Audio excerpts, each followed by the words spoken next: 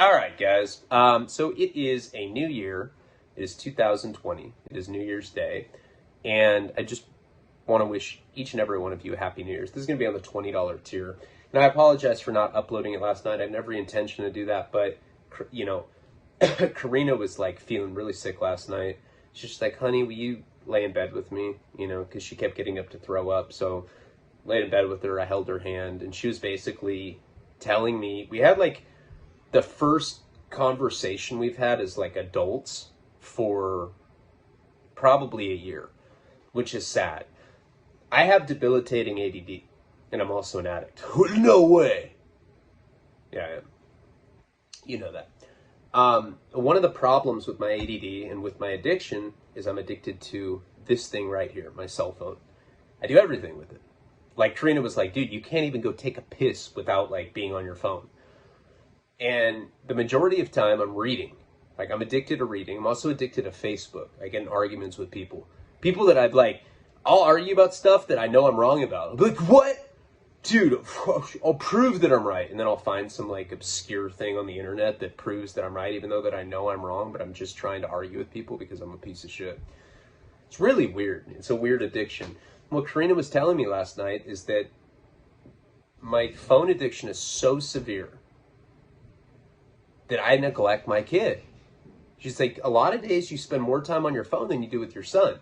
And that hit me. That hit me right in the center of my heart. I don't want to be that guy. I want to be a great dad. That's like that's not one. That is the most important thing in my life, is to be a good father, because I fucked up every other thing in my life. I didn't realize that I was that consumed with my phone. You know? And I know that it's a common thing for a lot of people. Definitely fuel on the fire because I have ADD, but we stayed up. We had this really great conversation. She was not being mean. She was just telling me that, you know, it made her sad. Nico, she said, looks at me. I'm like his hero. And he'll be smiling, like thinking that I'm going to play with him. And then I'm just like, look at this meme. This fucking kitten's hilarious. Oh yeah. What up, Nico? And then I go right back to my phone. Karina's like, that's not cool. And it's not cool. I didn't realize that. So we like laid up in bed. She kept getting up periodically to go throw up last night.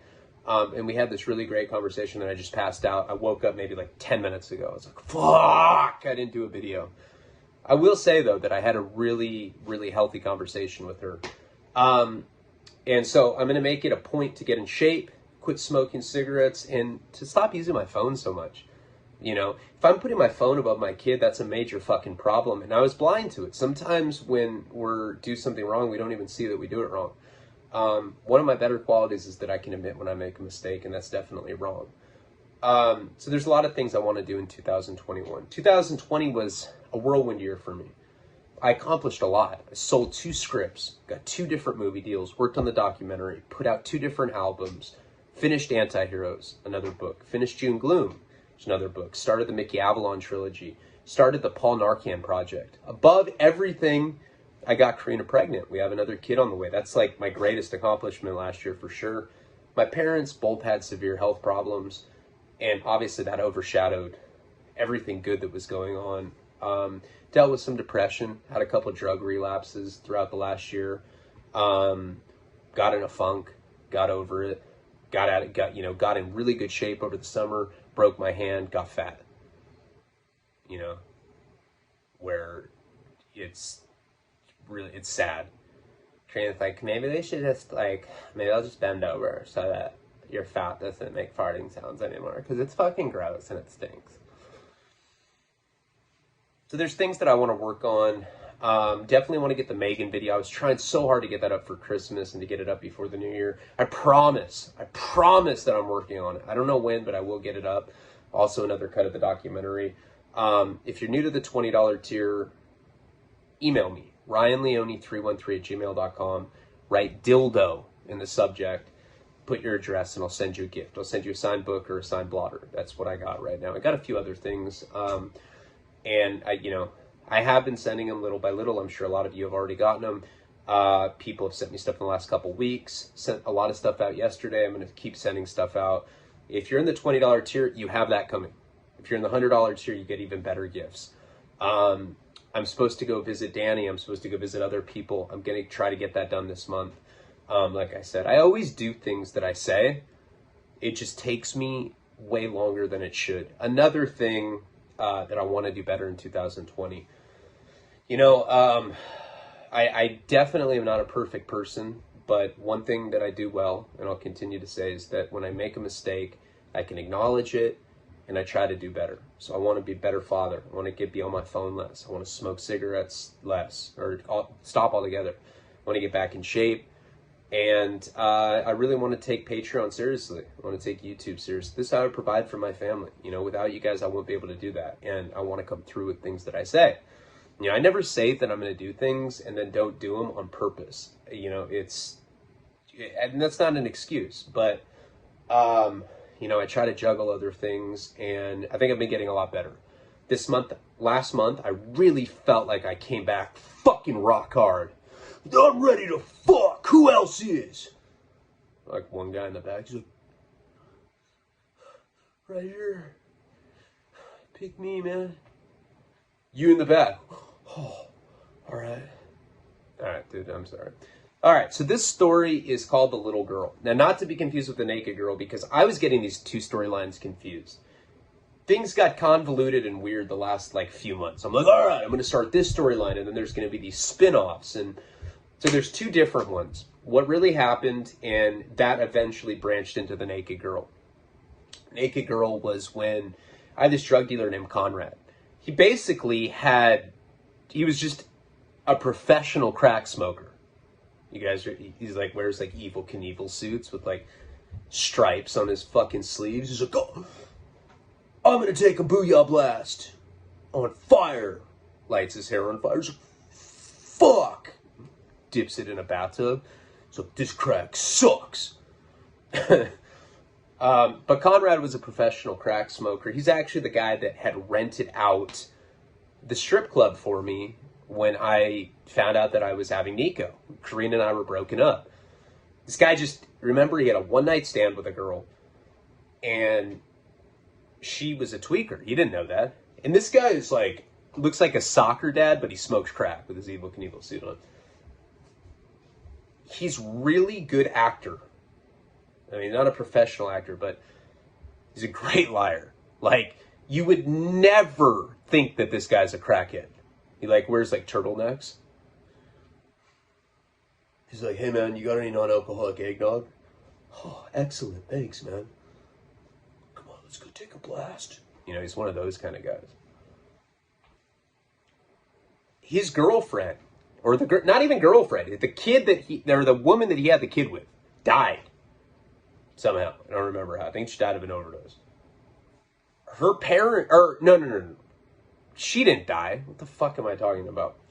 She's dead now. But back in the beginning, her parents died. And they had changed the will to give it to my friend. He inherited 18 million or something insane like that. And then a couple years after that, the girl that he had the kid with died. So he just got left with this fortune, because he was paying child support. With the irony of that is that he got left her trust, which was something just outrageous, 18 million or something. But he had to pay 40% child support, and that was his income. He had capital gains income now because he put that money into investments or whatever.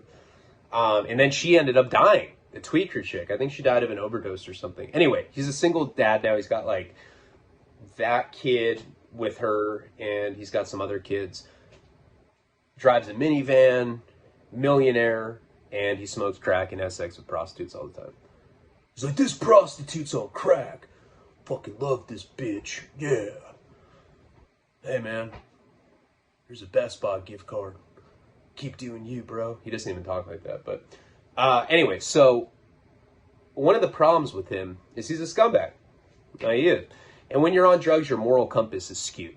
Now, this story is not even about him. I'm just trying to differentiate because it's been so long since we've done these series. This is from the What Really Happened series. And he ended up getting his ex-girlfriend, a girl I went to high school with, a goody-goody. He got her addicted to Oxycontin and heroin. And then she left him and whatever. And then when I relapsed a year and a half ago, I was living in LA, but sometimes I go up to Santa Barbara, and he became my heroin dealer. I went over there was a naked black girl, topless black girl at his house. Then this other girl was like all like emaciated, skinny, naked. And I ended up going to detox and meeting up with this black girl, and she kind of gave me the lowdown on him. That's a different storyline. The one, and sorry that I went into that, just so that you know. There's the naked girl, there's the little girl. This is the little girl. Little Girl was a spin-off of How I Made $500,000. So I was living with Jenny back then, and I got into, spending money. I didn't have one particular hobby. It was just like, oh, anything that I got into, I went hard. If I got into I was like, I'm going to start paintballing. I'd buy like outfit. I'm like, oh, look at that paintball vest. It comes with like a little tube where you can like drink water out of it while you paintball. If I need that, let me get this. So like my house was full of all this random shit like that. And back then I had a lot. I was making 10 grand a week selling drugs. I had so much money. It was ridiculous. I never went into selling drugs to make money. Ever. I have like a Buddhist mentality. Like I don't need shit. Money's cool. Having like luxury stuff is really fun. Nowadays, the thing that I like spending money on the most is going on vacations with my family and making memories. To me, that's priceless. It costs money to go on vacation, but that's what I like spending money on. Back then, I was making a lot of money, but I didn't even know what to spend money on. I started buying like collectibles and like, all sorts of crazy stuff. We go into it explicitly in the documentary. While I was in that phase of making money, and this is where we get into this storyline, I ended up getting into quads, four-wheelers, three-wheelers, ATVs. I got really into it. I bought like these like really expensive, like $600 helmets, look like Power Ranger shit. And I started buying quads, and then I'd buy like the little, I don't know, they look like little ladder things that you put up on your truck, and then you can take it so you can go up in the mountains and go off-roading. I got really into that. I don't know why. I bought Banshees, I bought street legal dirt bikes, all that kind of stuff. During that time, Craigslist was, a big thing.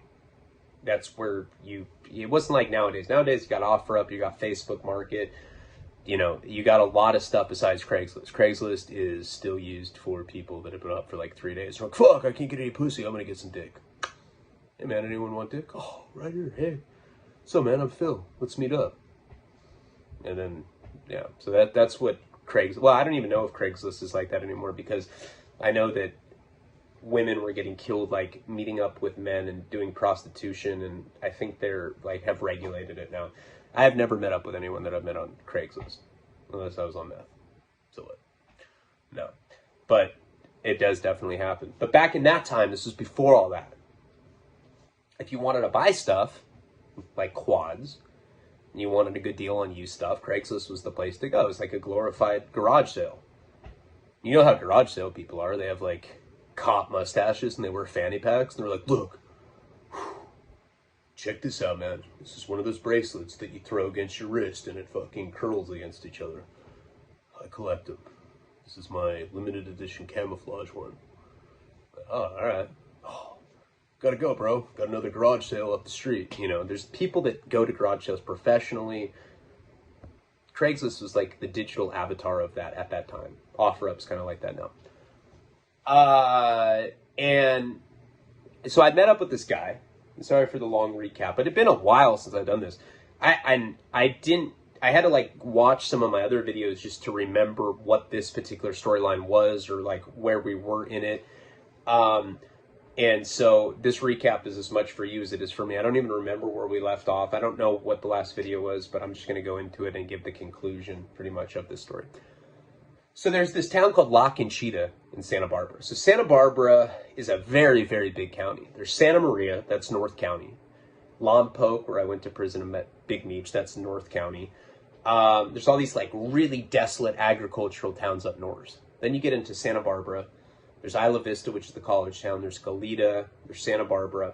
You go a little bit more south, there's Carpinteria. And then past that, there's this stretch of beach that goes from Santa Barbara to Ventura. On the $10 tier, I had uploaded raw footage of me in high school. I had a camcorder back then. We'd snort each other filming blow. We'd film each other snorting blow off like the bottom of skateboards. there's a clip of me smoking a blunt or a joint or something. I'm wearing a gray hood and I'm like rocking my head. I was fucking rocking, man. To Sublime, Smoke Two Joints. If you watch that footage, you can see out the windows, there's just this beautiful expanse of Pacific Ocean. It's probably about a 30-minute drive. It's from Santa Barbara to Ventura. It's mostly highway, but there's also a couple, little communities there. The first one is Rincon. Rincon is a world-famous surf spot. People come there from all over the world to surf there. It was in the endless summer, and the reason that it's so famous is because it's a cove, so it makes a perfect barrel. It's like very short. It's like 5-6 feet usually. Like anybody can surf it. I've done it. Like, I'm not a surfer. I just pretend to get girls. Like, yeah, I ride. It's like not even how you say surfing. So there's Rincon, and right where that beach is, there's also these like really expensive estates with like beachfront views, like all these houses where you could just walk out of the house and like you're right on the beach. Sure, all sorts of really weird debaucherous stuff goes down. I don't even know anyone that lives right there. Someday, maybe if I have a lot of money, I'll move there. But there's also the flip side of that. There's another community called La Conchita. Now, I'd already started this video. I was like 6 minutes into it, and I couldn't remember the name of it.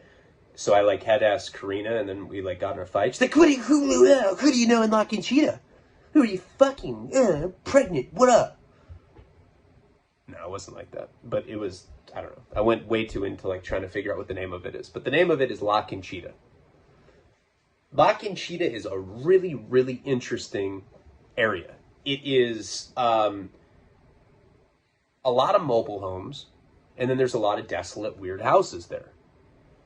I don't even know how to describe it, but there's a lot of people that used to live in Santa Barbara that kind of got like scooted out there.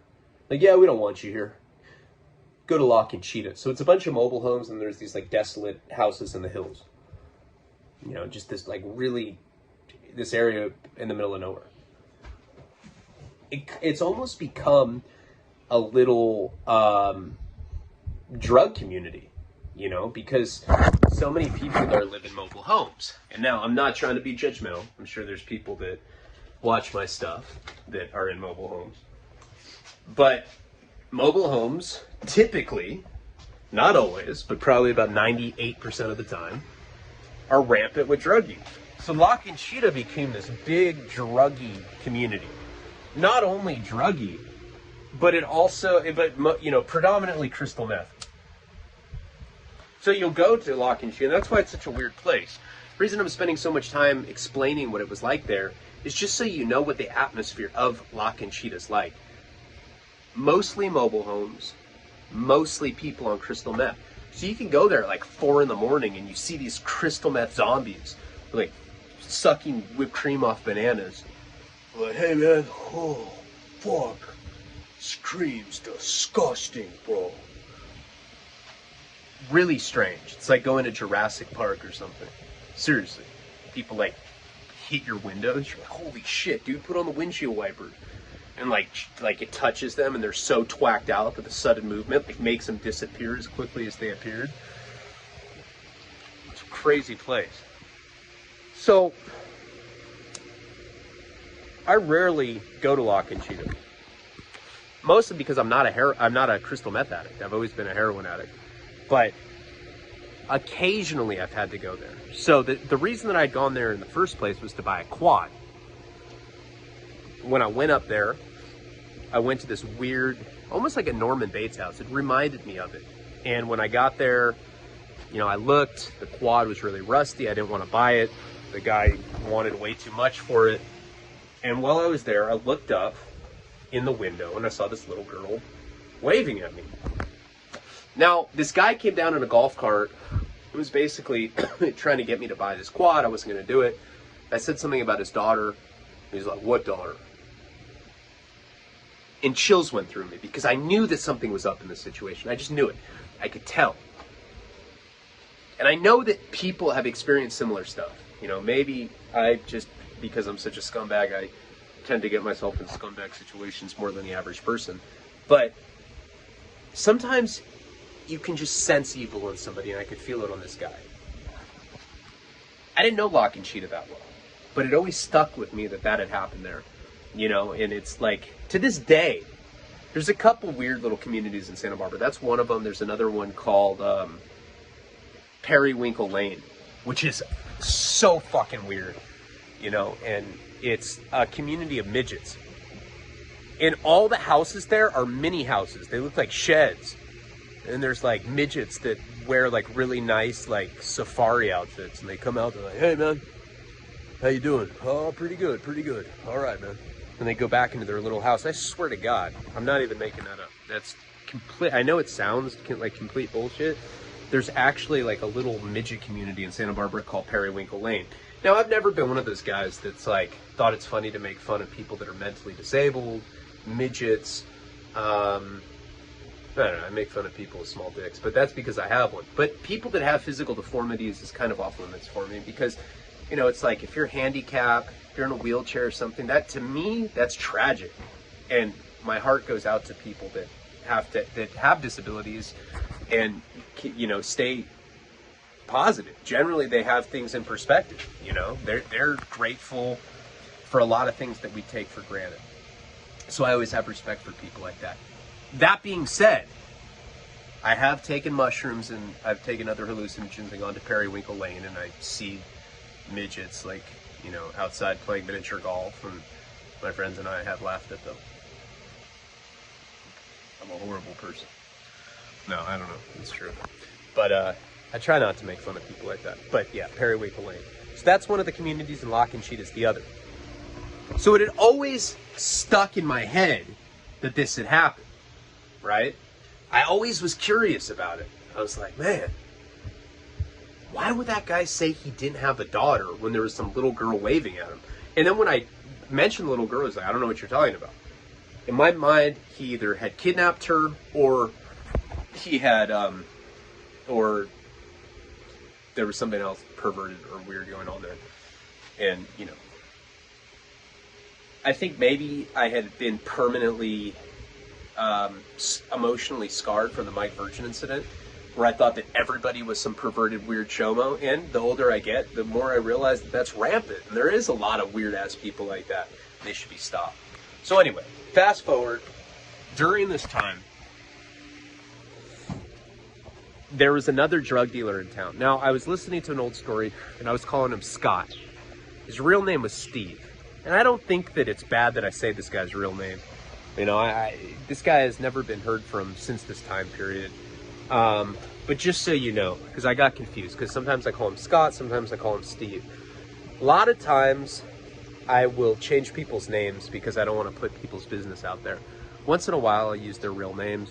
Sometimes I fuck up. Like Sass, his real name, I don't want to say, but I've slipped on here and said before. And I know that he's in the $20 tier because it's gone back to me, and we'll get into that in an entirely different video. But this guy's real name was Steve. Now, Steve was the competition that I had at the time. He was the other heroin dealer in Santa Barbara. And I had come there bringing balloons from LA and sold them in individual units. You know, little teeny multicolored balloons that I'd sell to runners for like $20, $25. I was getting them for $1 a balloon.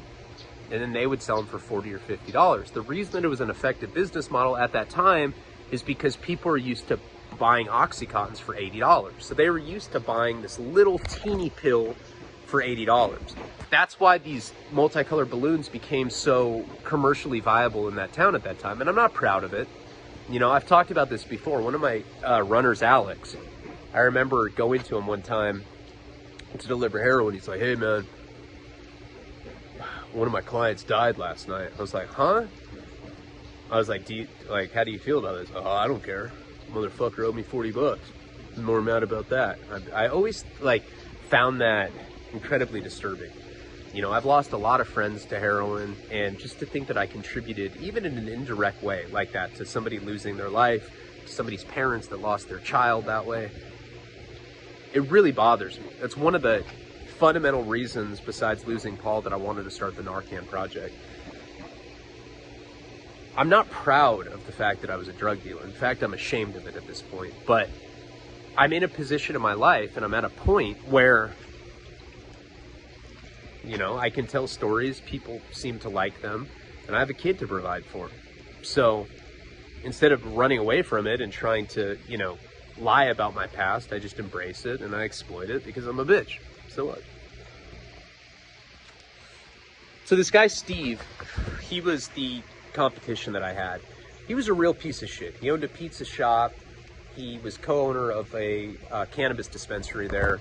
And he had this 17-year-old girl, underage girl. This guy was like 24, 25 years old. He had an underage girl that he had strung out on PCP. He told her it was DMT, and she was addicted to it, and he basically used her as a sex slave. We didn't know that until later. But I'm just saying this to illustrate what a piece of shit he was. Now, if you remember, there was this guy, Scott, and maybe that's where I'm getting confused. Maybe I always called Steve his real name. There was this other guy named Scott. He was a meth dealer. He was dating one of my friends. He beat her up when they were, when she was house sitting somebody's house. He had stolen their credit cards. He was buying a bunch of flat screen TVs with it. And then when she called him out on it, she's like, because she's really cool. She's like a hippie girl that I've been friends with since high school. I'm still friends with her to this day. When she had called him out on it, he beat her up. So I ended up going to a party at Happy's house, the glass blower, and I pulled out a fake gun. Now, he had a real gun that he put on his lap. And, you know, I kind of backed up. He ended up going to his car because I think he didn't have bullets in the gun. He was going to get bullets or whatever. I don't know what the case was. But ever since that had happened, he was out to get me. And I heard it from other people. I heard that he was trying to rob me. This guy, Steve, my rival drug dealer at the time, told me that because he was trying to be diplomatic. He'd literally call me, be like, hey, Bill, you want to come over and smoke crack? I'd be like, I'll be right there. And I'd go over and we'd be smoking crack for like an hour. I'd be like, dude, this is good crack. He's like, I know. All right, man, I got to go. He's like, all right, man. See you later. Keep selling drugs. Keep ruining people's lives. I'm like, all right, okay. And this went on and on and on. At that time, I was very, indebted to SAS because that $380,000 got stolen from the safe house when I was in Washington State. That whole thing had gone on with that guy, Leon. Leon, coincidentally, was one of the people that had gone to that program, Dynamite, which we're talking about in the Boston series. So all of these different things were going on at once. And then when I went out to Washington to expose SAS with my friend Kevin, I came back and my house had gotten robbed. I lived in this really nice duplex and it got robbed. My guns and my drugs and my money were in my safe, so that didn't get touched. And that always threw me off, you know, because I knew that Steve was telling me that Scott was trying to rob me. But the thing is they were in cahoots because I ran into this girl, Becca, who was a stripper, and she had told me that she had seen my TV at his house, and the reason that she knew that it was my TV is because it had that very obscure skateboard riser company, Little Man shock pads on it.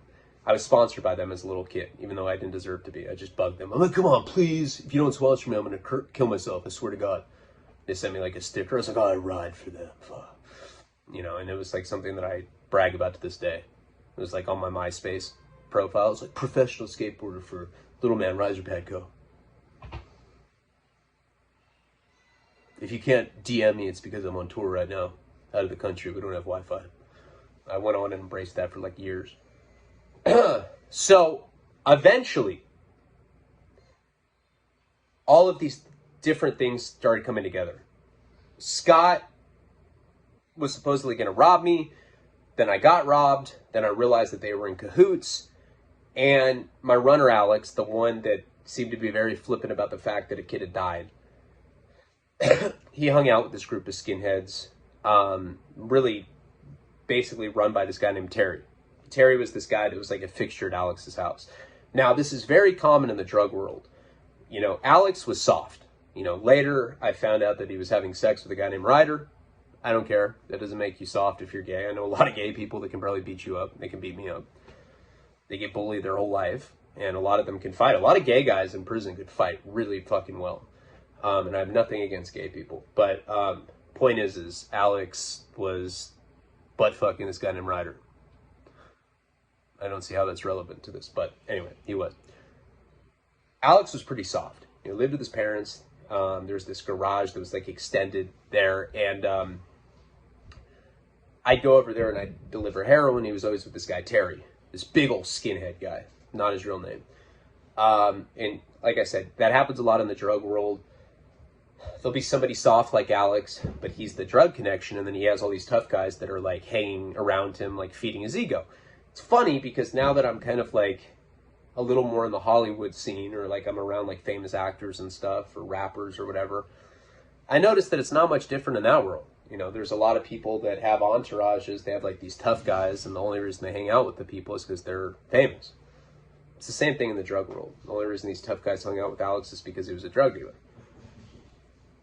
So I got together with Terry and his friends, and I asked them if, you know, they wanted to, I asked them if they would go get my stuff back from Steve, this guy that had robbed me, who the whole time was double-crossing me and telling me that this other guy, Scott, robbed me, but it come to find out that they're in cahoots because the stripper Becca told us. So these guys, I met them at a Starbucks. They were willing to do it. They're like, yeah, we'll do it. $2,500. I was like, cool. The last second, I had thought, hey, there's also this other thing in Lock and Cheetah, the weird meth community of mobile homes, but this is out more in this like desolate, kind of like ranch style house. There's this little girl. I got to know what's going on. So for an extra $500, so $3,000 altogether now, for them to go get my stuff back from Steve and to go do a little reconnaissance work and find out what's up with this little girl. Now, little backstory before we get to that. When I was 18, when I started going to jail for the first time, and we're kind of right in that part of the chronology in the Boston series, I met this guy named Charlie Becchio. Charlie Becchio is the guy that told on me for the pimping and pandering case. When I was 18, going to jail, I was this acne-riddled kid, greasy hair. You know, I always had this like really ugly expression on my face, uglified by my addiction. He was one of the guys that I had met in jail. This guy, and I thought he was the coolest guy ever. He was like all bloated. He'd be like, this is a Cadillac. Add hot cocoa, coffee. Sit out here, I drink my Cadillacs, man. Jail ain't even bad. I'd be like, oh man, you're cool, man. You've been in and out of jail for like how many years? 7. You're the kind of guy that I look up to. I want to be just like you in 7 years. I hope I'm in jail making Cadillacs, talking to 18-year-olds because no one else will talk to you. That'd be cool. But of course, when you're young like that, you look up to people like Charlie because he was older, he had tattoos. You know, he's like, once in a while, my step-parents let me, you know, borrow the minivan. I got a Limp Bizkit CD. It's cool, you know, and this is what kind of guy he was. What's very ironic about Charlie Becchio is that he was always telling me, back then, I was 18, he was always telling me, he's like, hey, do you know that there's a charge called pimping and pandering? That's the official charge if you get caught being a pimp. I thought it was hilarious. We would joke about this all the time. And he'd be asking me, he's like, yeah, he's like, you got to be friends with hood rats that, you know, will do a little, you know, prostitution, and then we can reap the benefits. He'd like hit me in the side. I'd be like, oh yeah. Now I always thought he was joking. I always thought that this was just a joke. It sounded hilarious. I was like, oh, you get caught. You know, because rap music had made pimping this like celebrated thing. Like, you're cool if you're a pimp.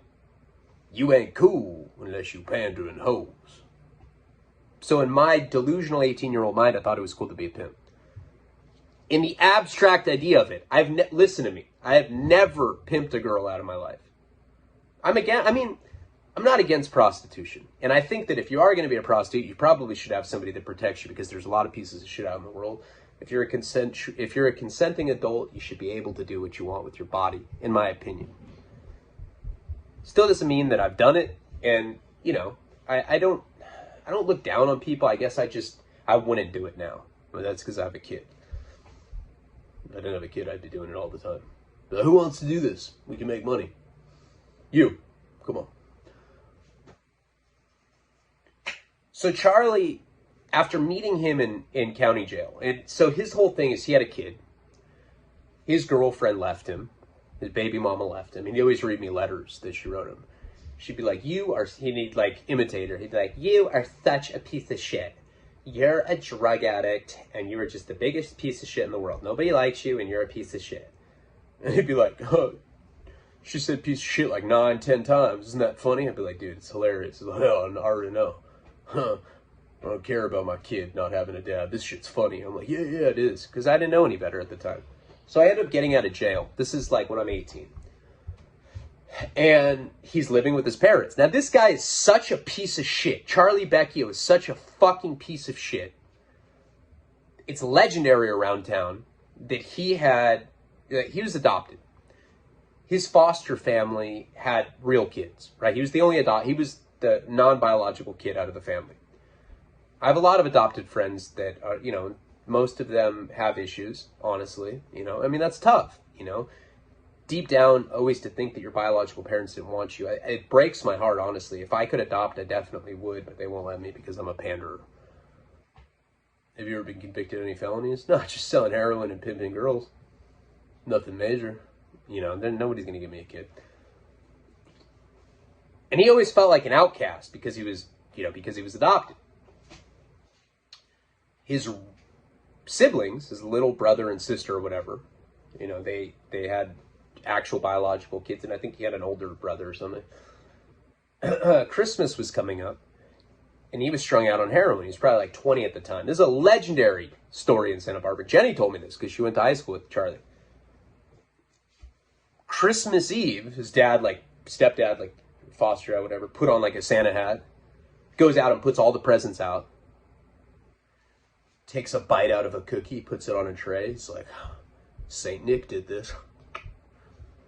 And Charlie, straight up Grinch, tiptoes into the living room, grabs all the presents, puts them in his car, goes out to some fucking grocery store parking lot, and he's selling remote control cars. He sells all of his siblings' toys.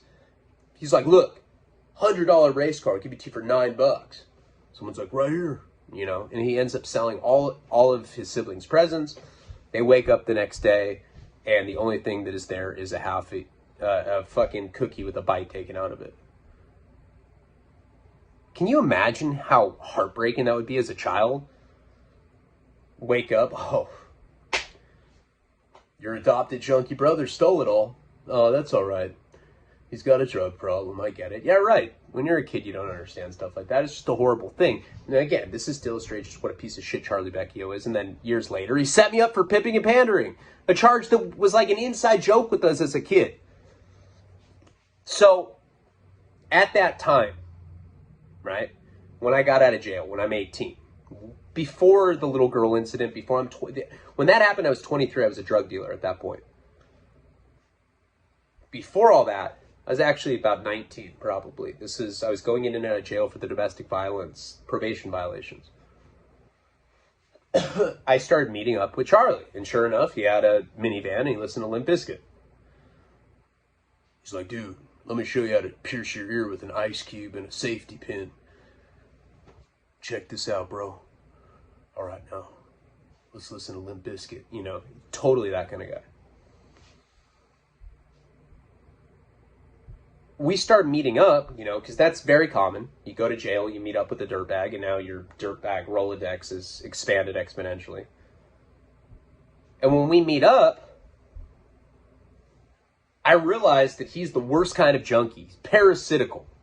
He's one of those people that's older, that befriends people like me, younger people, younger drug addicts that are impressionable, that'll do anything. He's like, dude, go ask that cashier if you can suck his dick for a free coffee. I'm like, all right, Charlie. Huh, it's a good one. What if he says yes? Then do it, bro. I have a caffeine headache right now, bro. He's that kind of guy. So there was this drug, back then I had different drug dealers. And this is right around the time that I'd stabbed the skinhead with that girl, Karina. Or Gina in Wasting Town, but in real name, her name's Karina. I'd stabbed this drug dealer, not to get confused, because I know there's so many different storylines. I'd stabbed this drug dealer, and it was hard for me to get drugs. Because this guy was connected with everybody. He was a Nazi lowrider. He had friends all over Santa Barbara. The Southsiders liked him, the skinheads. I mean, Santa Barbara is a soft town, but, you know, the dirtbag community is relatively small. So I was in this weird period where I had to have other people get drugs for me. I had a couple drug dealers that were kind of like neutral, not really connected in Santa Barbara, so I could still get drugs from them. Now, Charlie convinced me to rob them. He's like, all right, here, we're going to start, you know, here, I'm going to hustle up some money, start getting a gram, start getting a couple grams, 3 grams. And then once we, you know, you become like a real reliable customer, call him for a piece, 25 grams.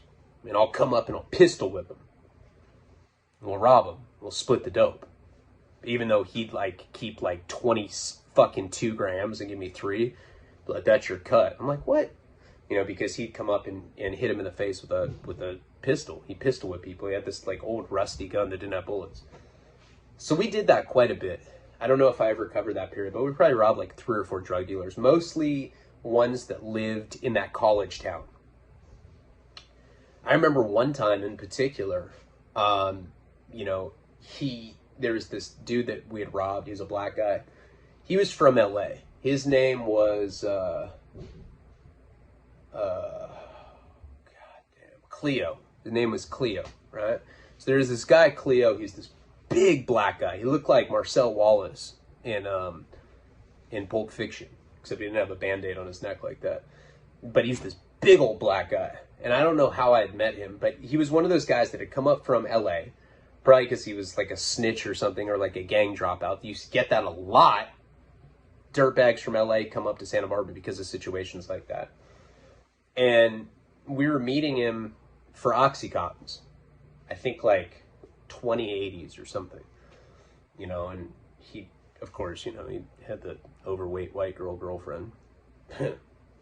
Not to sound profiling or anything, but that happened to be true in this situation. And so I met up with him in this parking lot. It was like in this 24-hour cafe. And Charlie, the whole plan was like we'd always done. You know, all right, are you here? All right, yeah, dude, I'm just in the bathroom. I'm going to come out right now. Charlie would be in the corner. He'd watch them. I'd go up to the car, and instead of getting in the car, I'd go up to the driver's window. They'd roll the window down, and I'd like start small talk. And then Charlie would just walk up to the car, and the people would be like, who's that? And he'd like just take a gun out, fucking pistol whip him. Well, this particular time, I met up with this guy at this 24-hour cafe. I was in the bathroom. I was like, yeah, I'll be right there. Now he's waiting for them. I go to the car. It's this big black guy, Cleo.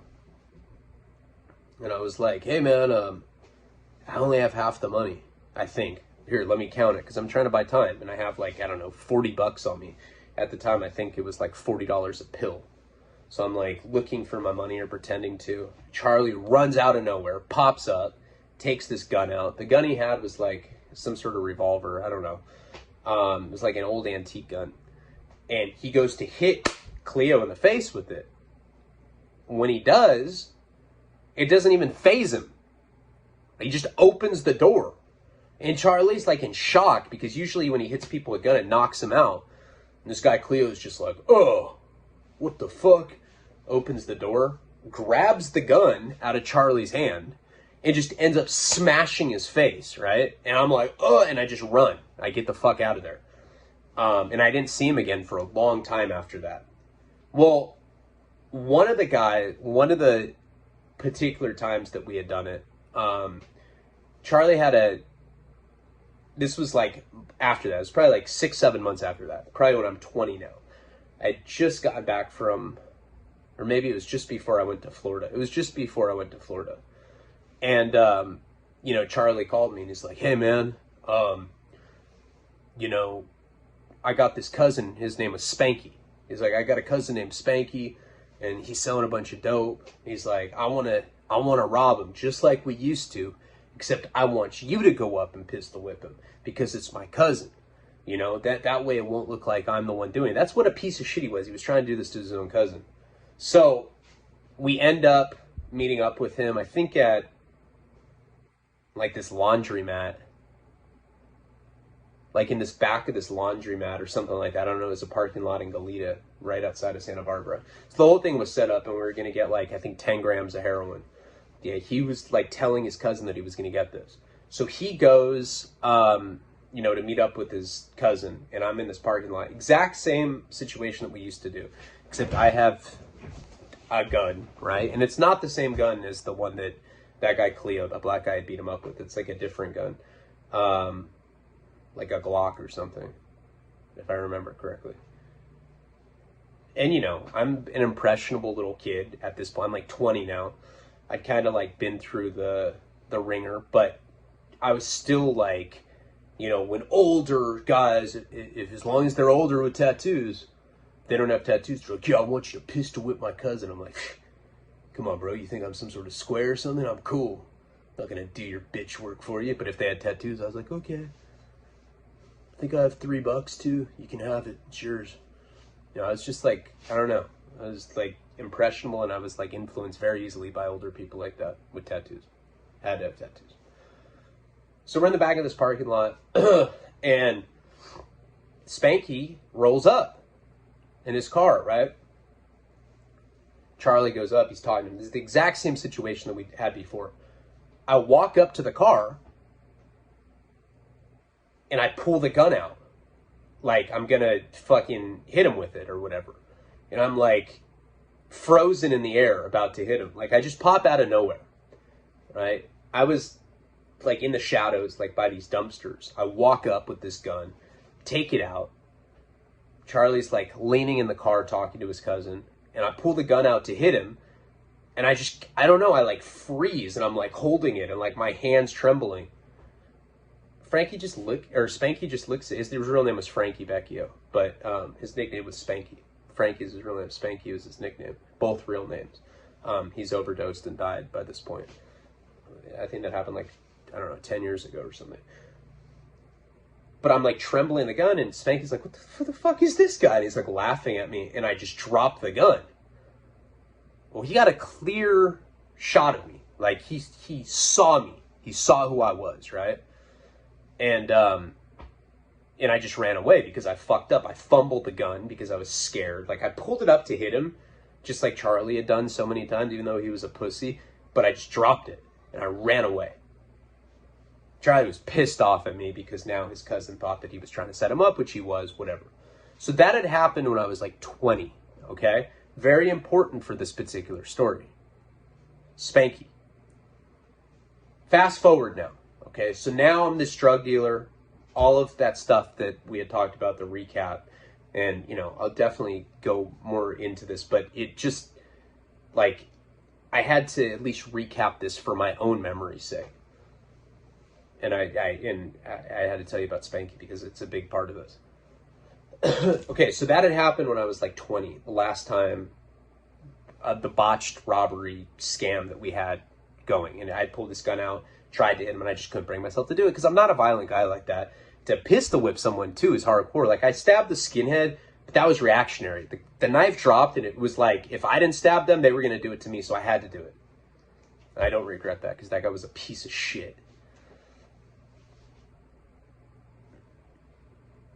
Terry and his friends are planning on robbing and going and getting my stuff back from Steve, roughing them up, putting them in the hospital, whatever, for $2,500. The extra $500 is going to go to, like, going on this reconnaissance mission for this little girl.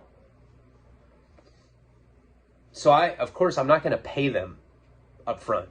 You know, you pay them after a job like this happens. But you better pay them because they'll do twice as bad to you is what you were going to pay them to do to somebody else if you burn them on a tab like that. I'm going to smoke one of these CBD cigarettes. Nick Chimi gave me one of these. This is, what is the name of it?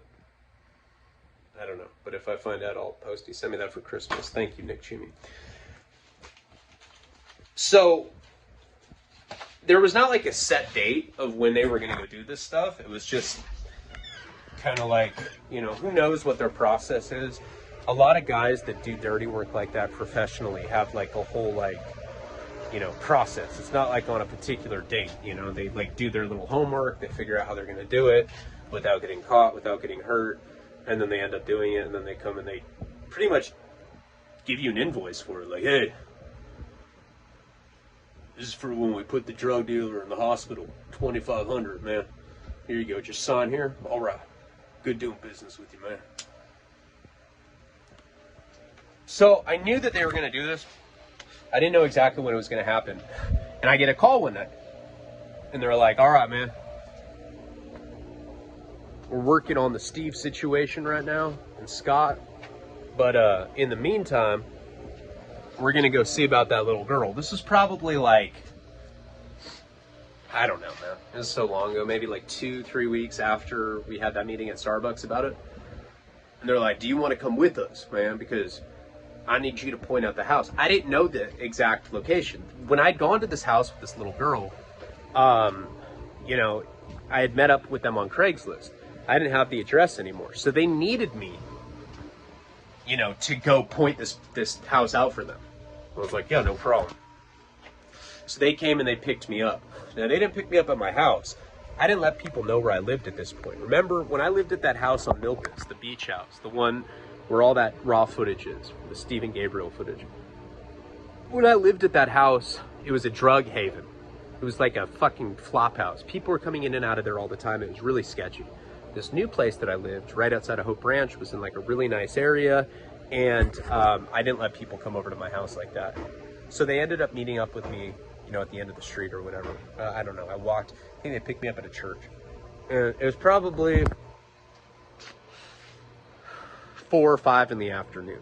Now they pick me up and they're in some like Pinto, these skinheads, you know, and they're like, it was like one of those kind of situations where they needed like a paper clip, like to change the station on the radio. They had to like stick a little paper clip like in a little hole to, you know, change the station. And they're like bumping hip hop, but they're all these Nazis. Checks out. And so we head out to La Conchita. Now, like I said, La Conchita is like in between Santa Barbara and Ventura. It's probably 20 minutes, 25 minutes from where I was living at that time. So we're driving out there. Now, the whole time we're driving, these guys are smoking crystal meth out of a glass pipe. Oh, hey, bro, you want to hit the pookie? And I was like, when in Rome, you know. I tend to do drugs when people are doing them around me. So I end up smoking meth with them, which is something that I wasn't doing at all at that point in my life. You know, occasionally if it was around me, but not very often. So we're like driving this Pinto, we're listening to hip hop, and we're smoking crystal meth. We get on this, you know, highway. It's the 101 freeway going south. Pacific Ocean to the side. And before we got there, we stopped at like this town called Summerlin, and they wanted to get beer. They, you know, and they're telling me that whenever they do crazy shit, they like to get a little buzz on. Now, we're already smoking crystal meth, and one of the crazy things about doing speed is that it gives you this unusual tolerance to alcohol. So we stopped in Summerlin. We got, I don't know, 30 pack, however much beer they got. And we ended up going to the beach. You know, there's a beach right there. This whole thing is on the coast. We ended up drinking for hours. You know, when we got the beer, it was like daylight. And by the time we wanted to head over to this house, it was already night. Now, I'd been drinking with them, and I've been smoking crystal meth. Crystal meth always makes me paranoid. Now, this was already one of these situations where it was going to be heavy.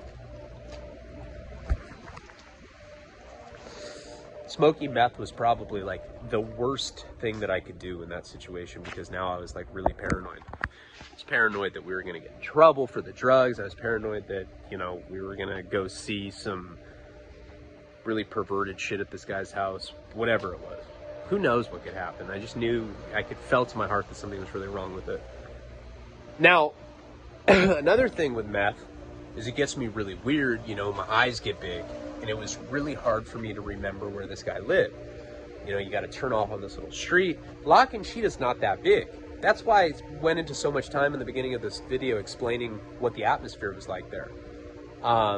There's only so many roads you can turn on. It took us forever to find this place.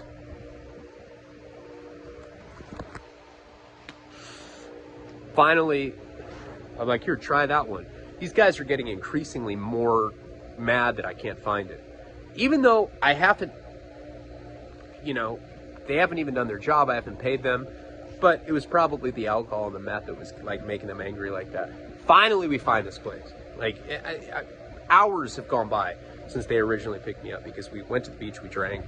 Now, it took me a while to figure it out. Finally, I figured out where it was. We pull up to this house. Now, this house looked even creepier at night, you know, or that particular night because I was on meth. There were lights on in the house. You know, there's like an old pickup truck out front. Looked like, you know, your classic dirtbag redneck house, you know. Front yard's essentially a cemetery of like broken down cars and old rusty ATVs, shit like that. So we get there and these guys are telling me that they're gonna go in the house. I'm like, you don't want to come in, do you? I was like, well, isn't that what I'm paying you guys for? So they all leave, right? We park kind of down the street. Like, where we're parked, I can still see the property, but we're far enough away where I can just kind of barely see what's going on, and it's night. And it's like not that well lit, but some of the lights are on in the house. So they leave me there. Now remember, I'm twacked out. My heart's beating fast. I don't know what's going to happen. No idea. Anything can happen. I don't even know these guys that well. I don't know, you know, I don't know. I don't know what they're capable of. I don't know if a lot of guys like that are all talk. But then again, I'd met a lot of people like that weren't all talk. You know, I met Lou and when I was out in Florida during the Mike Virgin story. That guy definitely wasn't all talk, and he seemed like he was. They go in, and that night was quiet. Really, really quiet. I remember I read a book about Charles Manson, and they said that it was so quiet the night that those murders happened up in Benedict Canyon, up in the Hollywood Hills, that you could hear you know, martinis shaking throughout the canyon. It felt that quiet that night, but it also might have just been the ominous nature of being on crystal meth. I could literally like hear my own heart beating at that point. I'm sitting in this car and all this time starts going by. It's like 15, 20 minutes, 30 minutes maybe. Who knows? It's really hard to keep track of time when you're twacked out. Like I said, I wasn't doing a lot of meth at that point in my life, and I was noticeably like twacked. You know, I was sweating profusely, and I was just staring at the house. It was almost like staring at it so hard that it was a mirage, or like one of those like kind of pictures that you look at where you squint, where you like see like a secret image in it or whatever. Finally, I get kind of like sick of just staring at it, so I get out of the car to go smoke a cigarette. Now, one of the guys, I don't know which one, not Terry, but one of his friends, one of some goofy ass, you know, 3-toothed skinhead, comes running out of the house. And it's like, kind of like, where I'm at is below, so there's like kind of like a hill aspect, you know, he's like kind of running towards me quickly, coming from the house, kind of going downhill. So like, yo, man, yo, I think the dude in there knows who you are. I'm like, what do you mean? He's like, I think he knows who you are, bro. He's like, Terry, you know, he was interrogating him and he said who your name was and everything, and I think he knows who you are. I was like, why the fuck would he tell him my name? And then all of a sudden I start seeing people moving from like the property. Like I can just see body, like I can't make out the features of who they are, but there's a group of people kind of like walking from the house down to the car. He's like, man, so I'm pretty sure this dude's pissed off at you. I was like, well, yeah, dude, why would he say my name? And all of a sudden they get closer to me and I see that it's the same group of people that have taken me there, but it's also this guy Spanky. The same guy that I had tried to rob with Charlie, and I hadn't seen him since that point. He's a skinhead too, by the way. I was like, oh no, I for sure am in a horrible situation now, because the last time I saw Spanky's his name. The last time I had seen Spanky, real name Frankie Becchio. This time I had seen Spanky, I had tried to rob him. I took a gun out, but I was such a pussy that the gun was trembling in my hand and I dropped it. I fumbled it, I ran away. I hadn't seen the guy since then. Now, this is not the same guy that I came to buy the quad off of. But I see this group of people and I just see Frankie like just shaking his head. Of course he knew who I was after that situation. He knew that I was the guy that had tried to rob him with his cousin Charlie. Why did he know that? Probably because Charlie's a fucking snitch. That's why I got busted for the pimping and pandering case. But now I'm in a really bad situation because Frankie, God, why do I keep mixing up the names? Spanky he's just shaking his head looking at me, and I'm like, and I start to think, this whole thing was a setup. But how is that even possible? And we'll get into that in the next installment of The Little Girl. Palabra.